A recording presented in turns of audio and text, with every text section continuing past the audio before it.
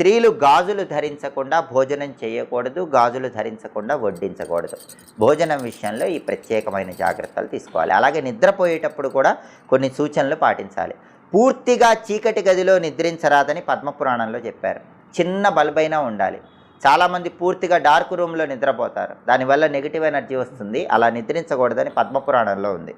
అలాగే ఎవరైనా నిద్రపోతూ ఉంటే వాళ్ళని ఉన్నట్టుండి లేపకూడదు. నిద్రించే వాళ్ళని అకస్మాత్తుగా నిద్ర లేపితే, వాళ్ళని టెన్షన్ పెట్టి నిద్ర లేపితే దోషం వస్తుందని విష్ణు స్మృతిలో చెప్పారు. అయితే విద్యార్థులని నౌకర్లని మాత్రం లేపవచ్చు, ఎందుకంటే పనిచేసే వాళ్ళతో అవసరం ఉంటుంది. పిల్లలు చదువుకోవాలి కాబట్టి విద్యార్థులకి నౌకర్లకి మాత్రం ఈ నియమం వర్తించదు. అలాగే నిర్జన ప్రదేశంలో ఒంటరిగా నిద్రించకూడదని మనుస్మృతిలో చెప్పారు. అంటే జనాలు ఎవరూ లేని చోట మీరు ఒక్కళ్ళే నిద్రపోకూడదని మనుస్మృతిలో చెప్పారు. అలాగే తడిపాదాలతో నిద్రించకూడదని అత్రి స్మృతిలో చెప్పారు.